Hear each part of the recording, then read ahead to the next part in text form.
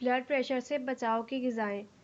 Hyper tension نامی جریدے میں ماہرین غذائیات کی شائع ہونے والی ایک نئی تحقیق میں کہا گیا ہے کہ چقندر کا جوس پینے سے بلڈ پریشر میں کمی ہو سکتی ہے۔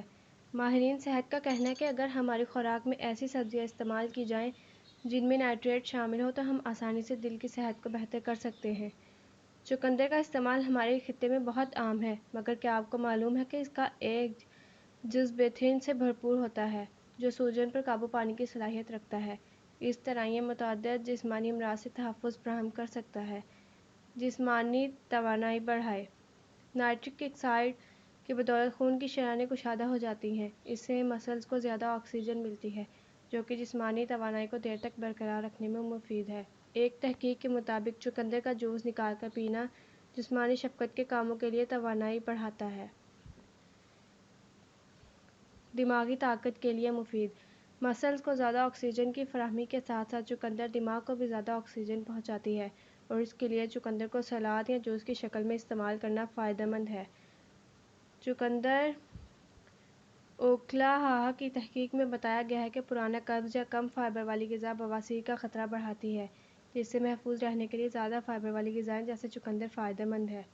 اس سبزی میں اینٹی آکسیڈنٹس کی مقدار کافی ہوتی ہے جو کہ جسم میں ہمارے گردش کرنے والی فری ریڈیکلز کے نقصان سے بچانے کے خلاف مزاحمت کرتے ہیں۔ انزال نوا امراض سے تحفظ ملتا ہے۔ حاملہ خواتین کے لیے لیڈی ڈاکٹرز حاملہ خواتین کو چقندر کھانے کا مشورہ دیتی ہیں کیونکہ اس میں بڑی تعداد میں آئرن موجود ہوتا ہے جو ریڈ بلڈ سیلز بنانے میں مفید ہے اور اکثر حاملہ خواتین کے اندر ان کی کمی ہو جاتی ہے۔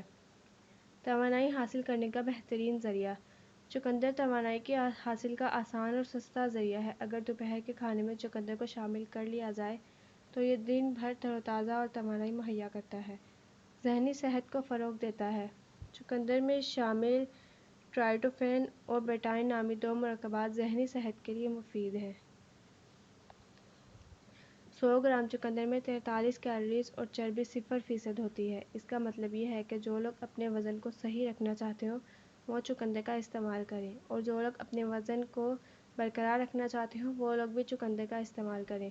سوزش جسم کا قدرتی رد عمل ہے جو اعصابی تناؤ، چوٹ یا صدمے کے طور پر سامنے آتا ہے۔ آلودگی اور بیکٹیریا کی وجہ سے مسلسل پریشان اور روزمرہ کے معمولات میں مصروف زندگی اعصابی تناؤ میں مبتلا ہو جاتی ہے جس سے گٹھیا، جھریاں، sugar, high blood pressure, cancer,